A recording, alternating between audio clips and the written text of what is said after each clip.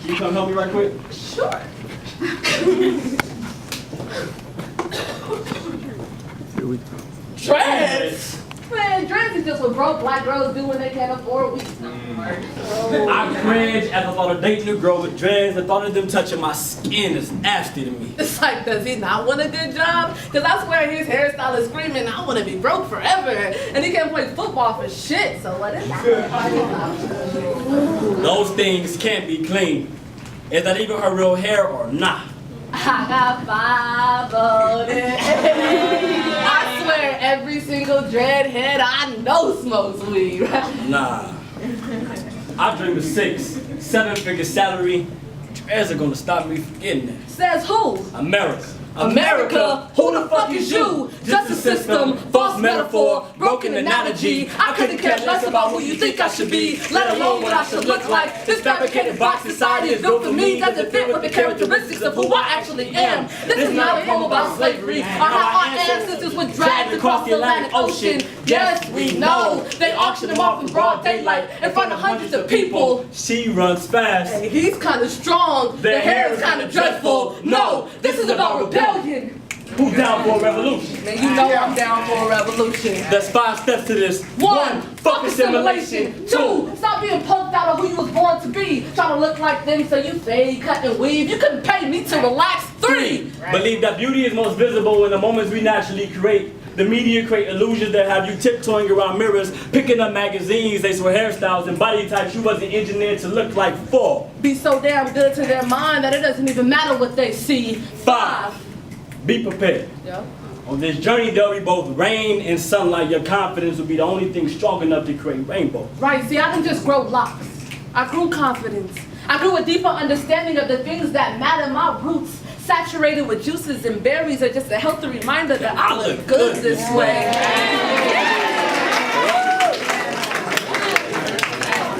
I never knew my hair to teach me patience.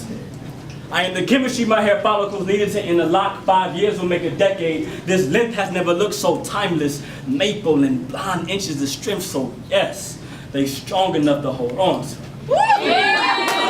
Miss Irene, I'm gonna have to respectfully disagree. This hair is me. I know a lady who considered dreads before. She just thought it would be a bad idea to wear them to work. Like, I'll just wear a wig in the meantime. I still have hopes of getting promoted. Thank God for America. He picked up his resume and sent in his application online, only to get to the interview and realize that now, due to his appearance, he no longer fit the requirements. Thank God for America. Everything our body naturally creates is wrong. It's like we're programmed to hate who we truly are. We become slaves to this Eurocentric mind state. No afro, no braids, etc., etc. Thank God for America. We're taught that going outside of the norm of what's socially acceptable is only okay if you plan on not being successful. Thank God for America. America tends to put value on things black people can't achieve naturally. Most people put so much effort in trying to look like each other. Our hair isn't straight and thin. We chose to embrace it. We chose to be patient. Do you remember how easy this decision was? It wasn't easy for me. It was hard for me. But I made a conscious choice to accept me. I chose to be different. We chose to be different.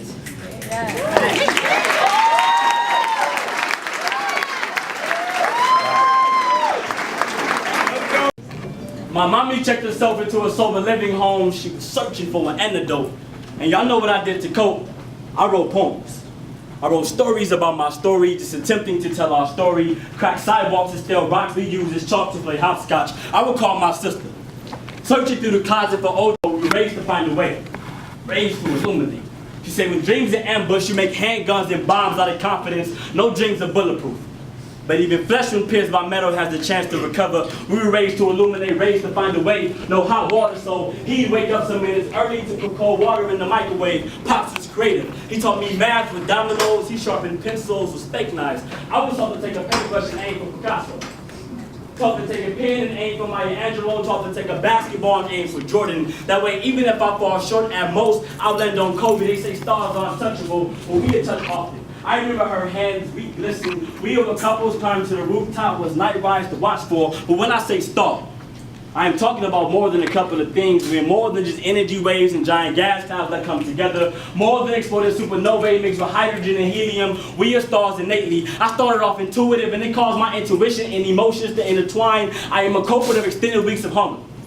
Laced with poverty and motivation, I shine bright. But when I say star, I am not referencing galaxy. I am referencing graffiti walls, dark alleys, palm trees. My city where men, where even women take colors out the rainbow and choose a side. And I was placed in the dead center of chaos. Yeah. I was forced to walk, forced to catch bus rides while flirting in the territory of enemy lines. By risking by strays that came from the weapons of the soldiers who were supposed to be on my side. And they say stars are untouchable, but I touched a star before. I've seen too many stars fall before and I just stood there. I watched from a distance. I take notes on how to get up. I take notes on how to shine again. And you know what I learned? I learned how to shine brighter. You do everything those other stars aren't doing. I never became a street light. I never played the corner. I never took pride in one color. And even when I learned I was crafty enough to sneak into people's houses, I took what was theirs and kept moving. Because even the smallest things become an easy target when at a standstill. I learned early that bullets are more like grenades. They penetrate then detonate, and just like that, futures are blown out of proportion. I know I'm blessed to still be here dreaming, trying to touch these stars. Woo!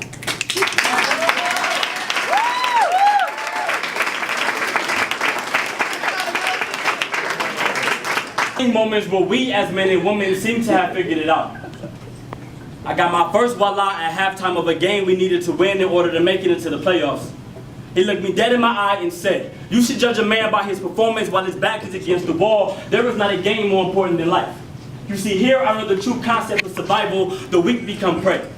My high school mascot was a lion. It was placed so eloquently at the point in which we refer to as half court. Everybody's life starts all connected to umbilical cords. Loud tears and screeching cries that remind us that creation is the advancement of existence. My life, my fate was placed in the hands of a man whose palms were occupied by both the ball and the whistle. Visuals of black and white stripes that remind us that this world started off divided. Two separate sides tip-off was essentially my beginning. I learned how to play this game in 1 year. Every hour, every minute, every second was devoted to 84 feet of plastic, hardwood floor. He told me my home was a window that was 50 feet in width, and with the ball in my hand in front of me is a land of opportunity, patience. Those who navigate through our life, capitalizing off of shortcuts and the begging for mediocrity. The winner of this game make the best decisions. At 5'9", moving at a crazy speed, I was forced to adopt this idea that assists are better than turnovers. One loss of possession can cost you the game. I come from a city where the misguided run to the music and helicopter blades. The spotlight makes us the main attraction. Our hardships time out the true beauty of simplicity. Every layup becomes a dunk. These are the results of harsh realities. For some reason, we're forced to believe that layups just don't get the job done. Leaders of our households get fouled and can't make free throws. He was down by 1. He just wanted to be the hero. Shot a 3 with too much time left on the clock. He was down by 1. Crack was not the shot he needed to take. He was down by 1. But 1 ounce of crack can easily win you the game.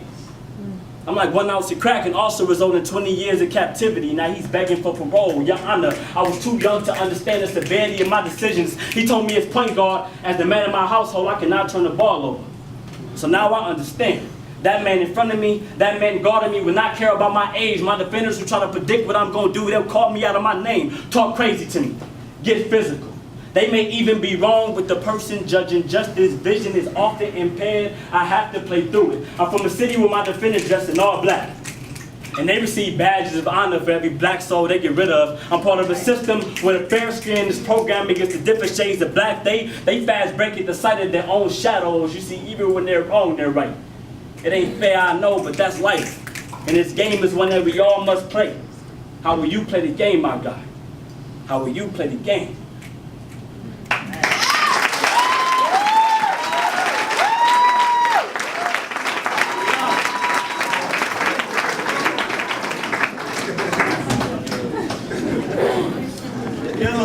Alright, so I'm gonna give you this last piece. This last piece was inspired by a date I went on.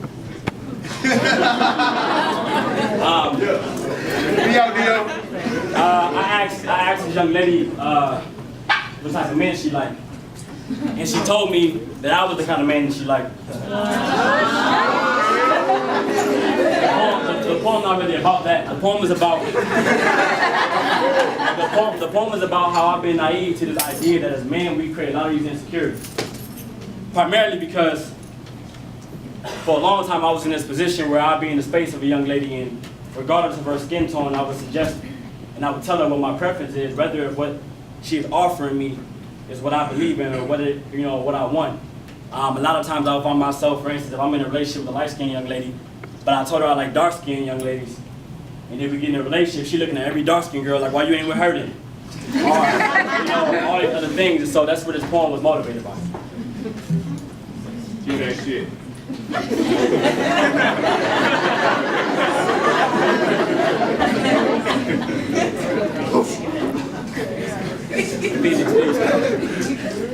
Who gave me reason enough to validate beauty between the crevices and curves of your woman. As if in my lack of validation, the next king can't find your stare embracing enough to make his heart skip a beat. However, you should know what you have to offer is everything I've truly wanted. No number is truth divine. I'm sorry if I ever used a number to define you.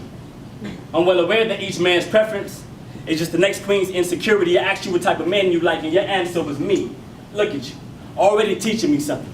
Since when did the king's thoughts and the queen's actions manifest into a basic math equation? Just add a woman's listening ear to the preference of the man who she's interested in finding love with, and look at the results. He said he liked a woman with nice style, with nice hips, a nice pair of lips. Ass is a necessity, light skin with long dark hair. The only problem is her physique is the total opposite. However, she embraced it. I've experienced this exact same thing as what I told her. That girl is now ducking and dodging ways to be complacent. You see, as men, we've managed to be so wrong at times that a woman would do anything to hold on to a man basking in his potential, even if that means losing herself. She now spends countless hours in front of the mirror trying to find the right foundation to lighten her skin. Artistry. I promise you. All women can draw when validation becomes the motivation. I have never understood how one can manipulate the relationship between nose and lip. And so I appreciate the fact that you're selected with makeup.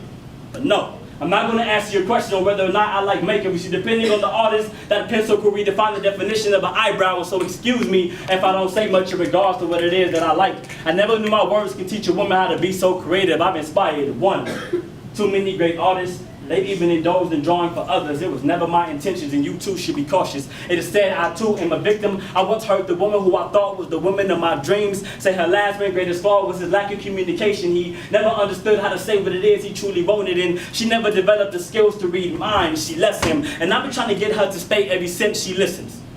So much that I'm beginning to question her reason. You see, I've loved before. And every time I end up calling it quits, I found myself attempting to get to know another person who was essentially the same person. She was so good at the things that I love.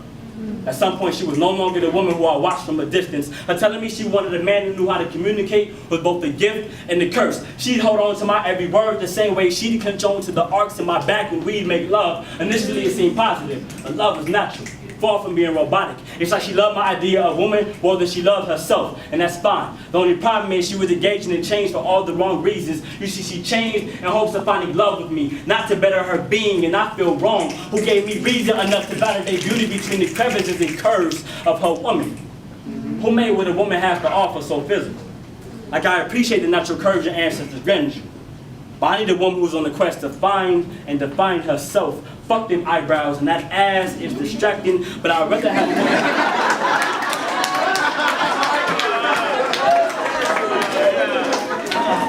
Fuck them eyebrows, and that ass